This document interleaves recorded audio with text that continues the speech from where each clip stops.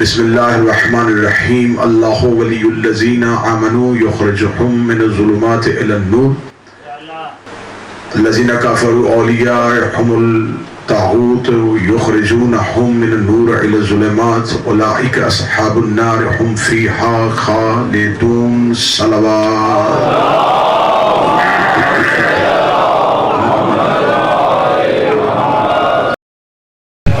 تاریخ نے کہا کہ 3 طرح کے طبقوں نے تیسری خلافت کو قبول نہیں کیا. پہلا کس نے قبول نہیں کیا؟ پہلا ایک گروہ تھا نبی کی بیویوں کا. انہوں نے تیسری خلافت کو قبول نہیں کیا. وجہ کیا تھی؟ وجہ یہ تھی کہ تیسرے خلیفہ نے آتے ہی نبی کی بیویوں کے وظیفوں میں کمی کر دی تھی. بچے ساتھ ساتھ سنتے آنا، ساتھ ساتھ نوٹ کرتے آنا.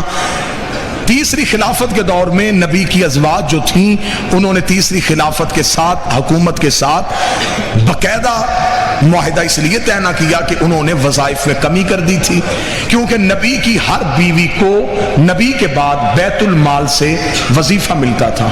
ایک ہی نبی کی بیوی ہے جس نے وظیفہ نہیں لیا.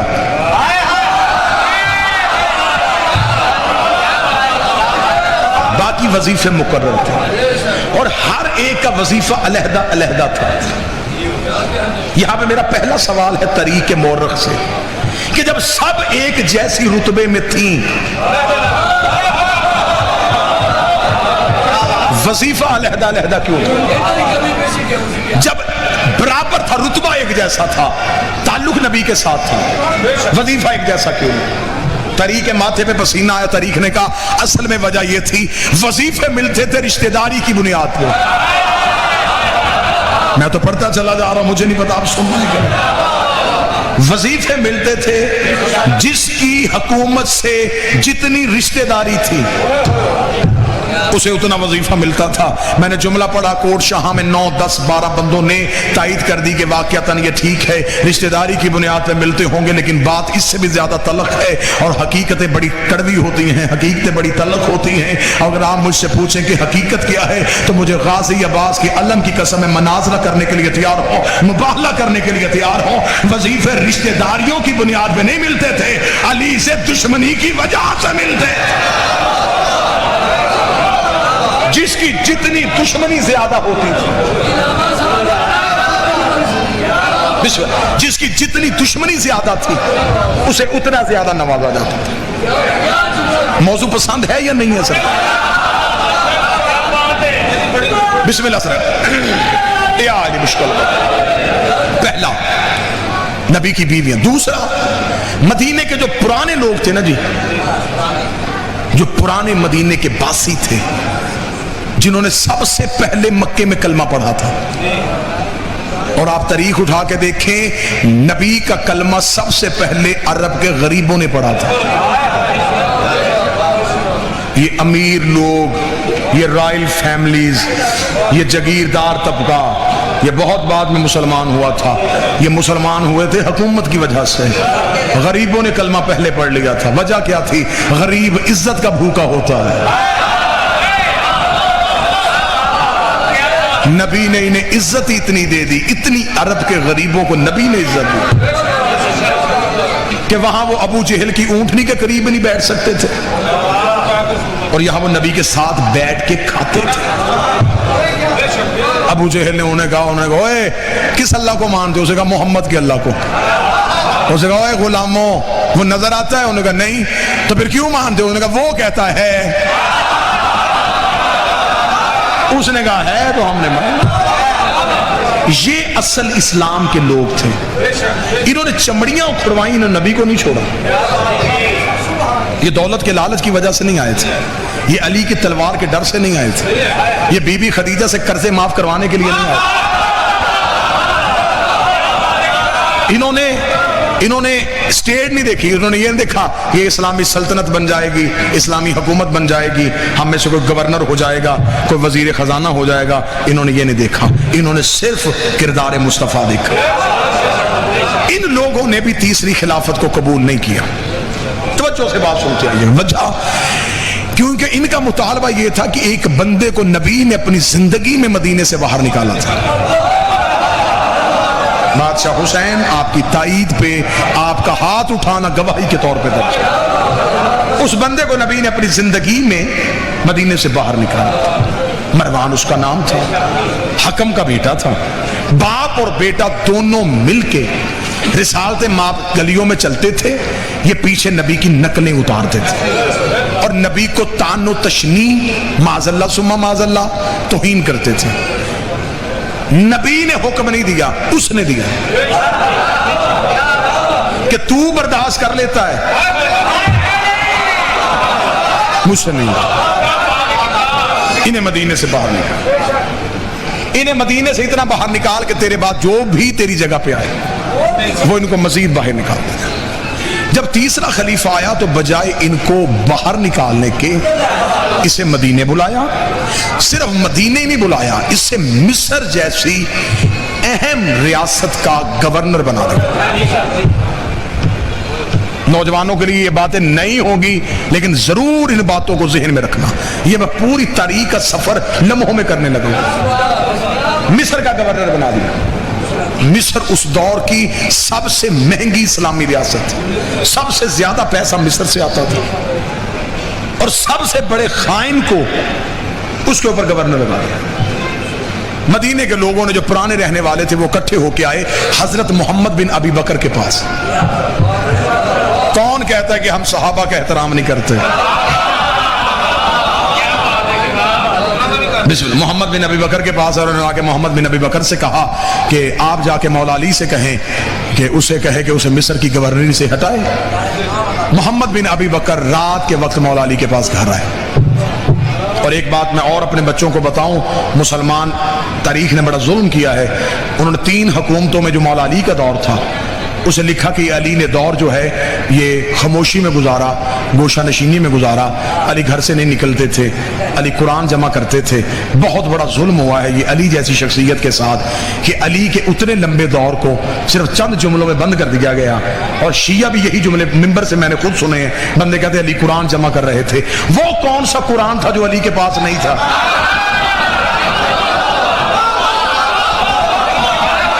میری سمجھ میں آج تک یہ فلسفہ نہیں آیا کہ وہ کون سا قرآن تھا جو علی جمع کر رہے تھے۔ قرآن تو سارا علی کے سینے میں، بلکہ علی خود قرآن کا جسم تھا۔ علی کہاں سے قرآن جمع کر رہے ہیں؟ اگر میں اس میں پوری 45-50 منٹ گفتگو کی جا سکتی ہے۔ مولا علی کا وہ جو دور تھا وہ بڑا انقلابی دور تھا۔ مولا اس دور میں مدینے میں نہیں رہتے تھے، مولا مدینے سے چلے گئے تھے، مدینے کے تھوڑا باہر جا کے مولا نے ایک اپنا فارم ہاؤس بنایا تھا جس کا نام جمبو تھا، جسے آج مدینے میں بیر علی کے نام سے یاد کیا جاتا ہے۔ یہ مولا نے مدینے کے باہر جا کے بنا دیا تھا۔ اس پورے دور میں مولا نے پہلی بار جو کنویں کھودے تھے، یہ مولا نے 24 کنویں اس دور میں اپنے ہاتھوں سے کھودے تھے۔ کنویں سے پانی لے کے زمینوں تک پہنچانا مولا علی نے اپنے دور میں شروع کیا تھا۔ سب سے پہلے کپاس مدینے میں مولا علی نے کاشت کی تھی۔ یہی کپاس جس کی روئی گھر آتی تھی، بی بی کاٹتی تھی، چادریں بناتی تھی، اور اسی روئی کی ہاتھ کی بنے ہوا رومال آج بھی ہور کے ہاتھ ماتھے پہ۔ یہ پورا ایک دور ہے مولا علی کا جو دور پڑھا جا سکتا ہے، لیکن مجھے پڑھنی ہے قتل علی کی وجہ۔ اب محمد بن ابی بکر جو ہے وہ مولا علی کے پاس گئے، مولا علی سے کہا کہ مولا آپ اس سے جا کے کہیں خلیفہ سے کہ یہ اس کو معزول کرے۔ مولا محمد بن ابی بکر کو ساتھ لے کے دربار میں گئے۔ جب دربار میں پہنچے تو نوکر نے جا کے انہیں بتایا کہ اصل حاکم آیا ہے۔ جو بندے سر ہلا رہے ہیں وہ تھوڑی دیر کے لیے اگر جاگ جائیں تو ان کے لیے بہتری ہے۔ اسے جا کے خبر دی کہ اصل حاکم ہے، حقیقی وارث آیا۔ وہ اٹھ کے اور کیا کہ انہوں نے مولا علی سے پوچھا، جی ہاں جی اے وصی رسول، اے جانشین پیغمبر، اے دماد رسول، آپ کیوں آئے؟ مولا فرمایا میں تجھ سے پوچھنے آیا ہوں کہ تو نے اسے مصر کا گورنر کیوں لگایا؟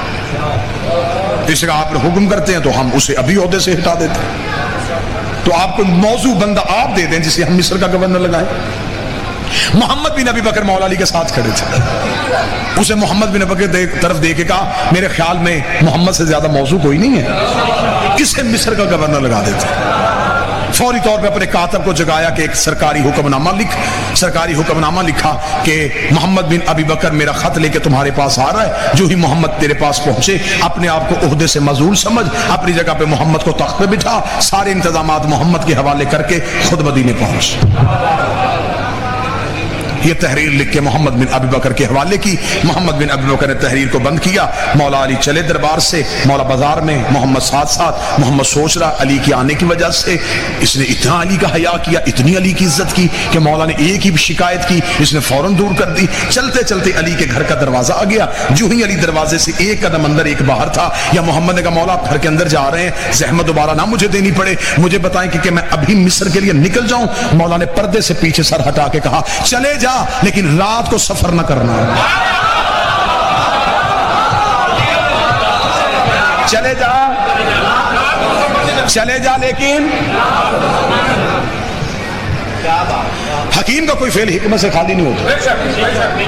محمد بن ابی بکر کے ذہن میں یہ بات بیٹھ گئی کہ جب علی نے کہا ہے نا کہ نہیں کرنا, اس کا مطلب اس نہیں میں کوئی راز ہے. محمد بن ابی بکر نے ساتھ اپنے چند نوکر تیار کیے. تیار کر کے محمد بن ابی بکر جب تیار ہو کے مدینہ سے نکلے ہیں تو شام ہو گئی مدینے میں. مدینہ سے تھوڑے سے فرسخ کے فاصلے پہ گئے تھے, رات ہو گئی. محمد نے اپنے غلاموں سے کہا یہی خیمے لگا دو. انہوں نے کہا جی ابھی سفر شروع کیا اور ابھی خیمے. اس نے کہا علی نے کہا تھا رات کو سفر نہیں کرنا, حکم علی تھا, تو لہذا اب بھی یہیں پہ خیمے لگیں گے. وہیں پہ پڑاؤ ہو گیا. پڑاؤ ہو کے آگ روشن کر دی گئی. آگ اس لیے روشن کی جاتی تھی کہ اگر کوئی دور سے گزر رہا ہو تو اسے پتا چلے کہ کوئی لوٹنے والے نہیں بیٹھے, کوئی شریف بیٹھے ہوئے, کسی قافلے نے پڑاؤ کیا ہوا. آگ روشن ہو گئی. جناب محمد بن ابی بکر نے آ کے خیمے میں مصلی بچھایا, عبادت الہیہ میں مشغول ہو گئے. ابھی محمد عبادت کر رہے تھے, یا محمد کو اپنے کانوں میں کسی گھوڑے کے دوڑنے کی ٹاپوں کی آواز آئی. محمد بن ابی بکر نے فوراً کان آواز کی طرف کیا. اب آواز سے محمد بن ابی بکر نے اندازہ لگایا ایک ہی گھوڑا ہے, گھوڑا بھی اعلیٰ نسل کا ہے, بھاگ بھی تیز رہا ہے, نکلا بھی ابھی مدینے سے ہے. پھر فوراً ذہن میں سوال ہے اگر یہ شخص مدینے سے نکلا تھا, یہ رات کے وقت اکیلا سفر کیوں کر رہا ہے؟ اگر اس نے سفر کرنا تھا تو یہاں قافلہ تھا, یہ قافلے کے ساتھ کیوں نہیں آیا؟ یہ سوال ذہن میں تھے, یا علی کی بات آ گئی یاد, رات کو سفر نہ کرنا. محمد بن ابی بکر تو پہلے ہی راز ڈھونڈ رہا تھا. محمد بن ابی بکر نے فوراً خیمے سے باہر نکلے, اپنے نوکر سے جلدی جلدی اٹھ, گھوڑے پہ زین رکھ, بندہ پکڑ. اسے گھوڑے پہ زین رکھی, گھوڑا دوڑایا, بندہ گرفتار کر کے محمد بن ابی بکر کے قدموں. محمد نے پوچھا کون ہے تو؟ اسے کہا جی مدینے کا رہنے والا. کہاں جا رہا ہے؟ یمن. کیوں جا رہا ہے؟ اس نے کہا اسی ذاتی کام کے سلسلے. محمد بن ابی بکر نے اپنے نوکروں سے کہا اس کی تلاشی لو. جامع تلاشی لی گئی, کچھ ذاتی سامان کو زیادہ رہا, اس کے علاوہ کچھ نہیں. محمد نے کہا اور اس کے پاس کیا؟ انہوں نے کہا اس کے گھوڑے کی گردن میں ایک مشکیزہ ہے پانی کا, پانی کا مشکیزہ نکالو. نکالو. کیا ہے اس میں؟ اس کا پانی ہے. فرمایا اسے تلوار سے چیرو. چیرا, پانی بہاؤ, پانی بہایا. ہاتھ ڈالو, اندر سے شیشے کی بوتل, اس کے اندر ایک خط. محمد بن ابی بکر نے تلوار کی نیام مار کے بوتل کو توڑا, اندر سے خط کو نکالا, خط کو کھولا. خط میں لکھا ہوا تھا کہ تیری طرف محمد میرا خط لے کے آ رہا ہے.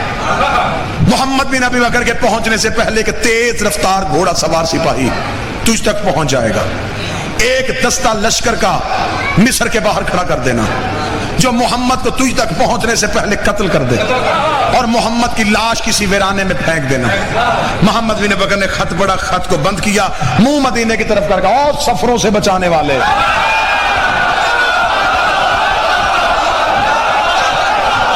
اور نیتوں کے لہجے سننے والے, اور ارادوں سے باخبر, اے نوکروں کی عزتیں رکھنے والے. بادشاہ حسین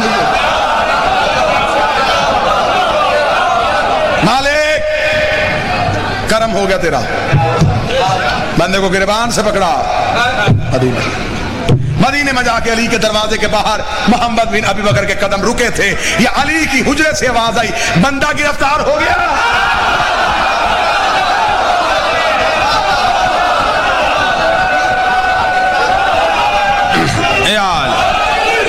پسند ہے موضوع کے نہیں پسند؟ بندہ گرفتار ہو گیا، اس نے کہا یا علی بندہ گرفتار ہو گیا۔ علی باہر آئے، محمد نے قدموں پہ ہاتھ رکھے گا، مولا جب خبر تھی مجھے کیوں بھیجا؟ مولا مسکرا کے فرماتے محمد میں ثبوت کے بغیر حملہ نہیں کرتا۔ کہاں سے لا گئی دنیا علی جیسا امام؟ بندے کو پکڑا اور مولا علی اپنے گھر میں گئے۔ تاریخ کہتی ہے علی نے زرد رنگ کی عبا پہنی۔ زرد عبا ہمیشہ مولا علی جنگ میں جاتے ہوئے استعمال کرتے۔ جب علی اپنے کاندھے پہ زرد عبا رکھتے تھے تو مدینے کے لوگ دروازے بند کر لیتے تھے کہ آج علی جلال میں ہے۔ اس رات مولا نے زرد عبا اپنے کاندھے پہ رکھی، کاندھے پہ رکھ کے مولا دربار کی طرف گئے۔ دربار کے باہر نیزے بردار مشعلیں لے کے سپاہی کھڑے تھے، علی ٹھوکر سے دروازہ کھولا، اٹھاؤ اسے۔ علی کا جلال تخت سے زمین پہ گرا، نہ تاج سنبھلا نہ عبا سنبھلی۔ بڑبڑاتے ہوئے علی کے سامنے آ کے جی یا علی حکم۔ علی نے فرمایا کہ یہ کاسہ تیرا ہے؟ محمد خط دے، خط تیرا ہے؟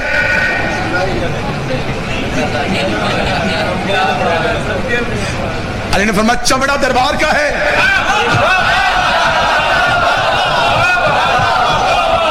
کیونکہ اس دور میں سرکاری خطوط لکھنے کے لیے مخصوص چمڑا استعمال ہوتا تھا جو بازار میں بیچنا خریدنا جرم تھا۔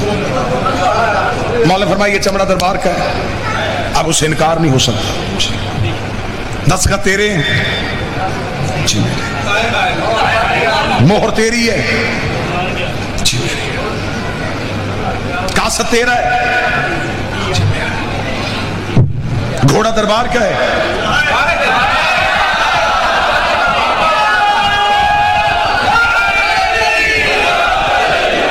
جی میرا۔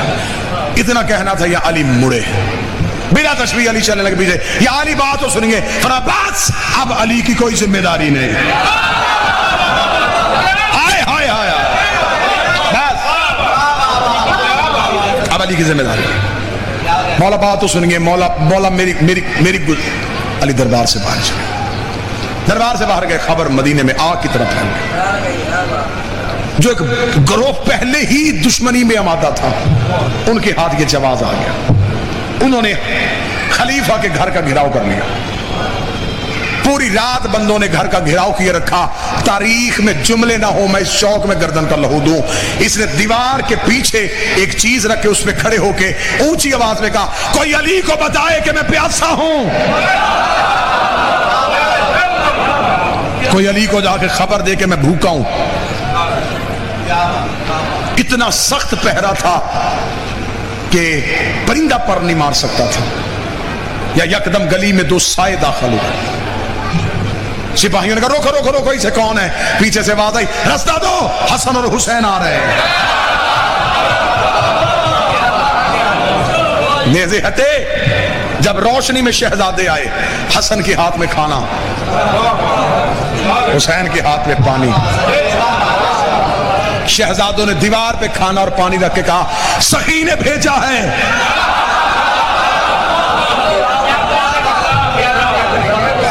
اس نے دیوار کے پیچھے سے کھڑے ہو کے آواز دے کے کہا شہزادوں بابے کو بتاؤ میری جان خطرے میں ہے۔ حسن حسین نے کہا تو نے صرف کھانا اور پانی مانگا تھا۔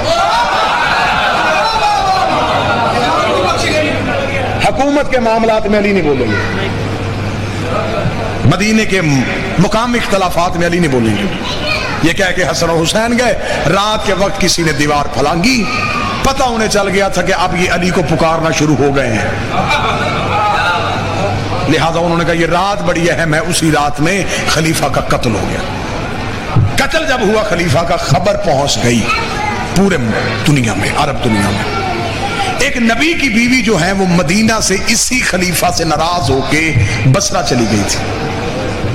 تو جو ہے پوری صاحبان کے نہیں ایسے نہ ہو کہ میں کہوں کہ آپ محظوظ ہو کے سن رہے ہیں اور آپ بالکل سو رہے ہوں. ہاں تھوڑی تھوڑی کرتے رہیے گا. 1.5-2 منٹ انہیں بصرے خبر ملی کہ آئیے کام بڑا آسان ہو گیا ہے, خلیفہ قتل ہو گیا ہے, قتل ڈالتے ہیں علی کے سر, علی کی دشمنی بھی پوری ہو جائے گی, وہ تو ہوئی حکومت پہ قبضہ ہمارا ہو جائے گا. یہ ایک پورا گروہ لے کے, ایک لشکر لے کے بصرہ سے روانہ ہو گئے. خبر مدینے پہنچ گئی. مولا نے ایک مخصوص صحابہ کا لشکر ساتھ لیا. علی نے رستے میں جا کے کہا انہیں مدینے داخل ہونے سے پہلے روکے. رستے میں ایک میدان میں جا کے دونوں فوجوں کا آمنا سامنا ہو گیا, کیونکہ وہ جو آئی تھی وہ اونٹ پہ بیٹھی ہوئی تھی. اونٹ کو عربی میں جمل کہا جاتا ہے. جس میدان میں جا کے وہ اونٹ رکا اسے کہتے ہیں میدان جمل, جس کی وجہ سے یہ جنگ مشہور ہے, جنگ جمل. اب وہاں پہ آ کے اونٹ کھڑا ہوا.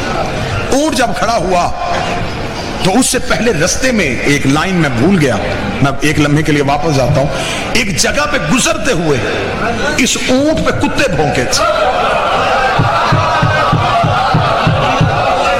اس بی بی نے طلحہ اور زبیر سے پوچھا یہ کون سی جگہ ہے؟ انہوں نے کہا مقام حواب ہے.